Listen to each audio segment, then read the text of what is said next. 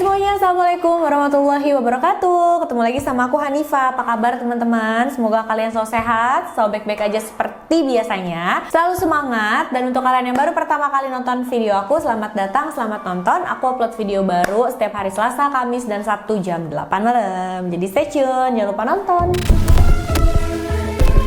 Nah teman-teman, pastinya untuk jadi petugas penyelamat itu nggak mudah sama sekali ya. Pertama, sebelum bertugas pastinya banyak banget hal yang harus dipelajarin. Dan pada saat bertugas pun resikonya itu benar-benar besar banget. Mungkin ada dari kalian yang berprofesi sebagai petugas penyelamat, militer, dan semacamnya. Atau mungkin keluarga kalian yang punya profesi seperti itu, ayah kalian, atau mungkin ya saudara kalian gitu ya. Pastinya setiap hari selalu deg-degan ya teman-teman. Karena setiap hari tuh kayak perjuangan banget deh. Aduh, mudah-mudahan gak kenapa-napa, semoga baik-baik aja, bisa pulang dengan selamat. Biasanya kan aku bahas kisah tentang seseorang yang berhasil bertahan hidup karena semangatnya dan juga bantuan dari petugas penyelamat. Tapi kali ini para petugas penyelamatlah yang harus bertahan hidup di tengah-tengah Samudra Atlantik saat mereka sedang melakukan misi penyelamatan yang sulit dan luar biasa berbahaya. Kira-kira mereka semua itu akhirnya bisa selamat nggak ya teman-teman? Dan gimana sih cerita lengkapnya sampai mereka ada di posisi seperti itu? Langsung aja yuk kita bahas.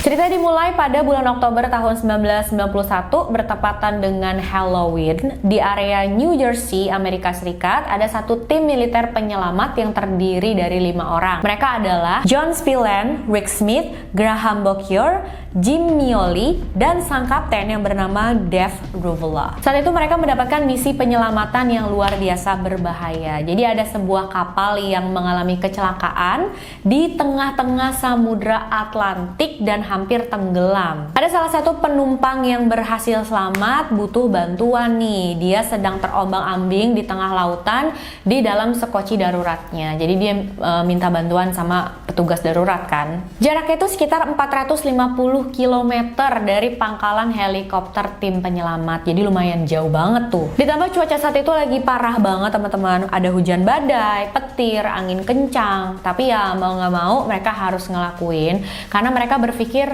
memang tugas mereka itu adalah menolong seseorang, dan saat itu ada orang yang lagi butuh pertolongan mereka, ya mereka harus melakukan tugasnya. Mereka semua mulai briefing di dalam kantor untuk membicarakan rencana apa gitu ya, nanti strategi untuk penyelamatannya kayak apa. Setelah selesai semuanya, mereka persiapkan peralatan segala macam, mereka semua masuk ke dalam helikopter dan terbang menuju lokasi orang yang butuh pertolongan itu. Di perjalanan mereka sambil bercanda-canda sedikit untuk menghilangkan rasa panik dan tegang. Dan yang bikin mereka makin panik lagi, di tengah perjalanan bahan bakar helikopter mereka tuh hampir habis.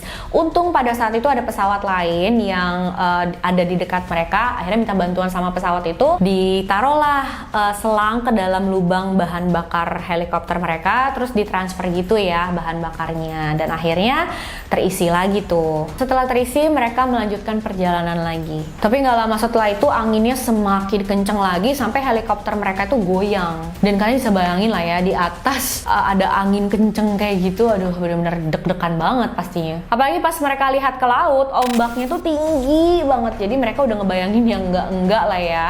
Dan ada satu kru yang paling muda di sana di antara mereka berlima tuh yang bernama Jim. Nah dia ini belum pernah ya ngerasain ada dalam helikopter dengan cuaca yang buruk kayak gini. Jadi dia saat itu paling panik di antara semuanya. Setelah 2 jam perjalanan, mereka akhirnya sampai di titik tujuan. Terus langsung nih Dev pakai kacamata night vision supaya bisa melihat orang yang butuh bantuan itu ada di mana. Setelah pakai kacamatanya, terus dia ngeliat gitu ya, dan akhirnya ketemu orang yang butuh pertolongan itu ada tepat di depan mereka. Pria itu lagi ada dalam sekoci darurat, minta tolong, teriak-teriak sambil melambaikan tangan gitu. Nah rencana awal mereka sebenarnya gini, pas mereka sampai sana mereka bakal turunin tali untuk pria tersebut, terus nanti pria tersebut pegangan di tali itu, nah talinya ditarik tuh sama mereka dari helikopter. Tapi karena anginnya kenceng banget, itu resikonya besar banget. Mereka takutnya pas pria itu udah pegang tali, terus lagi mau ditarik ke atas, karena angin kenceng, prianya itu malahan jatuh ke bawah ke laut juga gitu loh teman-teman. Malah bahayain nyawa pria tersebut kan. Karena resiko yang tinggi itu, akhirnya rencana awal dibatalin. Terus Dave bilang sama para krunya, ini bukan cuma tentang menyelamatkan pria itu, tapi ini juga tentang bagaimana kita bisa selamat nanti sampai ke pangkalan juga. Dan saat itu mereka ngerasa kesel, sedih banget, karena itu pertama kalinya mereka kayak ngerasa pengen mundur dari misinya. Tapi walaupun mereka ngerasa seperti itu, mereka tetap mau mencoba untuk menyelamatkan pria tersebut. Tapi kan tadi dari udara nggak bisa, akhirnya mereka memutuskan udah deh kita balik dulu aja ke pangkalan. Dari sana kita ambil perahu, terus kita balik lagi ke lokasi pria tersebut, kita selamatin dia dari jalur air pakai perahu itu. Cuma masalahnya jarak dari tempat mereka saat itu ke pangkalan itu sekitar 450 km, jauh banget. Dan sayangnya juga pada saat mereka melakukan perjalanan mau balik ke pangkalan, cuacanya itu nambah buruk. Jadi ya saat itu jangankan mereka bisa balik ke pangkalan terus nanti balik lagi ke tempat pria itu untuk menyelamatkan dia, untuk pertama balik ke pangkalan itu udah susah banget, belum tentu mereka bisa. Di tengah perjalanan tanpa sadar mereka memasuki awan yang gelap dan penuh dengan angin kencang, ada petir-petir juga. Ditambah bahan bakar mereka mau habis lagi. Tapi Dave masih terus menerbangkan helikopternya pelan-pelan sambil menunggu cuaca mendingan gitu ya teman-teman. Dan ada beberapa anggota kru yang muntah saking guncangan di helikopternya itu parah banget. Saat itu bahan bakar mereka bisa bertahan kira-kira selama 20 menit lagi aja. Sedangkan jarak mereka saat itu sampai ke pangkalan masih 150 km.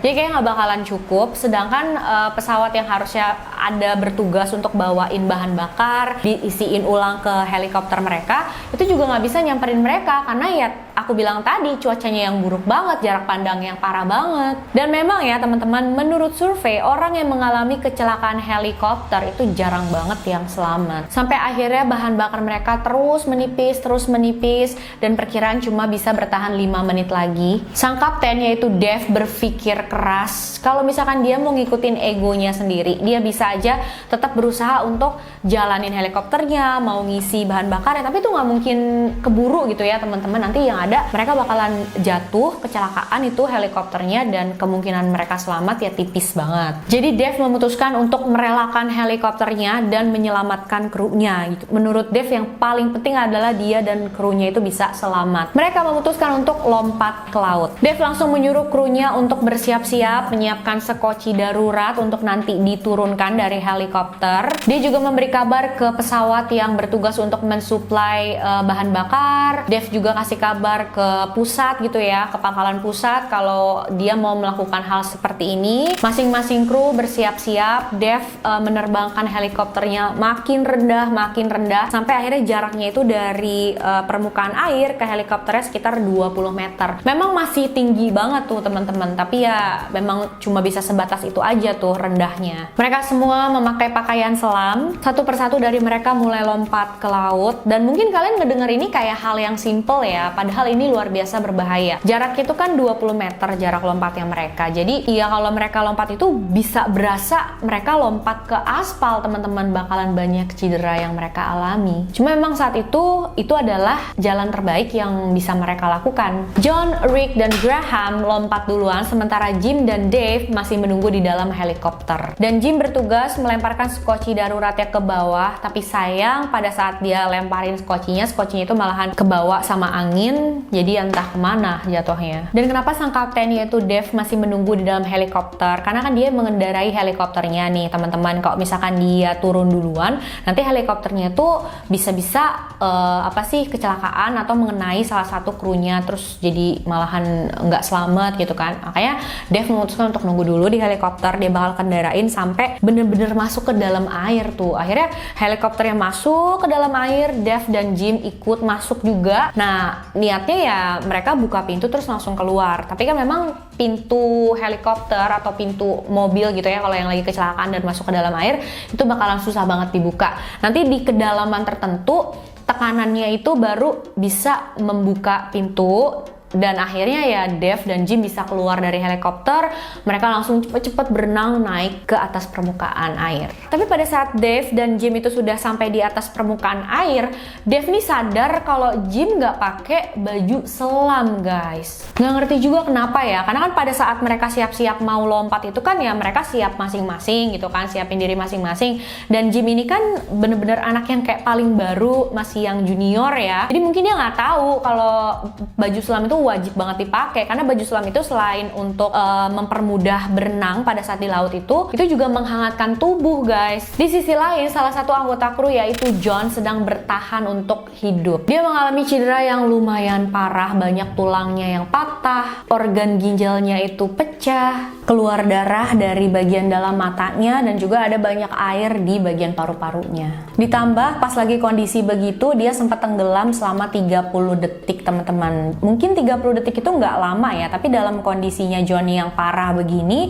tenggelam selama 30 detik itu ya benar-benar fatal banget, membuat kondisinya semakin buruk. Sementara Jim, karena dia nggak pakai baju selam, jadi ya benar-benar kedinginan banget, dia hampir kena hipotermia parah. Tapi seenggaknya dia nggak sendiri ya, dia berdua sama Dave gitu ya, mereka bisa saling support. Tapi untuk John ini benar-benar parah banget karena dia sendirian dalam kondisi yang seburuk itu. Untungnya saat itu John menemukan sekoci darurat yang dilempar oleh Jim dari helikopter tadi. Kan tadi terbang kemana tahu tuh, kena angin. Tiba-tiba ditemuin sama John. Dia langsung samperin sekoci darurat itu. Dia berusaha berenang dengan keadaannya yang benar-benar sakit gitu ya, seluruh tubuhnya. Dia berenang sampai ke sekoci itu. Sampai di sana dia langsung berusaha naik ke atas koci. Akhirnya dia berhasil. Dia rebahan di atas sekoci itu beberapa saat, tapi nggak lama kemudian datanglah ombak yang besar dan itu membalikan sekocinya. John harus jatuh ke laut lagi. Kondisi John saat itu sebenarnya udah kayak impossible banget bisa selamat, tapi dia nggak menyerah, dia terus berusaha. Dan yang membuat dia tetap semangat katanya karena dia memikirkan istri dan anak-anaknya di rumah. Apalagi saat itu istrinya sedang hamil 5 bulan, teman-teman. Kalian bayangin ya. Makanya John nggak mau kalau sampai dia nggak bisa nemenin anaknya sampai dewasa. Memang ya teman-teman, keluarga itu adalah penyemangat yang luar biasa banget. Dan saat kondisi John itu semakin memburuk, dia melihat dari kejauhan itu ada cahaya. Dia udah pengen banget ya datengin cahaya itu, tapi dia berpikir lagi, aduh gimana dong cedera aku nih, apakah aku bisa sampai ke cahaya tersebut? Karena memang jaraknya itu nggak deket, lumayan jauh teman-teman. Kalau misalkan dia berenang tuh ya bisa sampai beberapa menit, bahkan mungkin sampai beberapa jam. Apalagi saat itu ombaknya juga besar. Tapi John berpikir, oh iya aku kan pakai baju selam, bisa kali sampai ke sana. Karena dia ngerasa kalau emang aku mau selamat ya aku harus berusaha, nggak bisa aku diem aja di sini. Akhirnya dia melakukan hal itu, dia berenang menuju ke cahaya tersebut. Setelah beberapa jam, beberapa jam, sekitar 1,5 jam dia berenang, barulah sampai di tempat cahaya itu. Dan semakin dia mendekati cahaya itu, semakin dia sadar kalau itu adalah Jim dan Dave. Dave juga langsung sadar kalau itu adalah John yang sedang berenang mendekati dia dan Jim. Akhirnya Dave langsung teriak-teriak, John, kami di sini. Gimana keadaan kamu? Ayo cepat sini gitu. Akhirnya John sampai, mereka bertiga langsung pegangan. Mereka bertiga ngerasa senang banget karena bisa berkumpul bersama lagi. Tapi nggak lama setelah mereka bersatu, ombak besar datang lagi dan mereka berpencar lagi. Dave tahu saat itu kalau kondisinya Jim dan John dalam keadaan yang sangat parah. Jadi dia berusaha banget untuk bisa menemukan mereka berdua itu, dan akhirnya dia berhasil menemukan Jim juga John. Mereka bertiga berkumpul lagi. Itu udah sekitar 5 jam ya, mereka terombang-ambing di tengah lautan. Dan Jim saat itu kondisinya udah mulai hilang kesadaran karena hipotermia yang dia rasain itu udah makin parah. Kondisi sangat buruk untuk mereka bertiga. Mereka nih kayak udah mau putus asa, tapi saat itu mereka ngelihat ada helikopter terbang di atas mereka. Mereka langsung teriak-teriak, hey kami di sini. Tapi helikopternya itu puter balik lagi terus pergi. Nah saat itu mereka berpikir, ya nggak jadi nih diselamatin gitu ya, helikopternya udah pergi ninggalin kita, mungkin tadi dia nggak lihat kita atau gimana. Tapi ternyata helikopternya tuh lihat mereka, cuma helikopternya itu mau puter balik karena mau isi bensin dulu, isi bahan bakar dulu gitu ya teman-teman. Dan mereka akhirnya balik lagi ke tempat mereka bertiga, dan mereka bertiga berhasil diselamatin. Salah satu anggota kru lain yang bernama Graham juga ternyata sudah diselamatkan lebih dulu. Dan pria yang butuh pertolongan di dalam sekoci darurat tadi juga sudah berhasil diselamatkan. Kabar buruknya, salah satu anggota kru yang bernama Rick Smith nggak berhasil ditemukan, teman-teman. Malam itu, para petugas penyelamat berusaha mencari Rick. Besoknya sampai 10 hari, 2 minggu kemudian, sampai 1 bulan kemudian mereka masih berusaha mencari Rick gitu ya di sekitar sana. Tapi sampai saat ini Rick tidak juga berhasil ditemukan. Kemungkinan besar ya dia memang nggak selamat malam itu. Dia meninggalkan seorang istri dan 4 orang anak, bahkan salah satu anaknya itu masih berusia 2 minggu pada saat kejadian.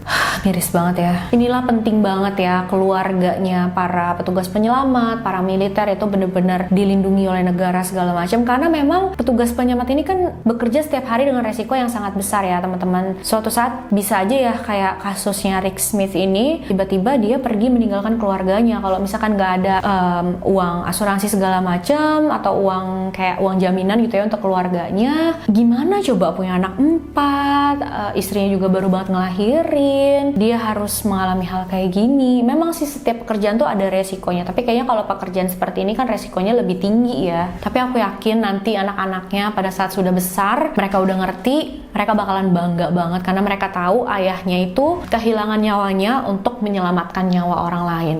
Kayak udah yang wah, luar biasa banget sih.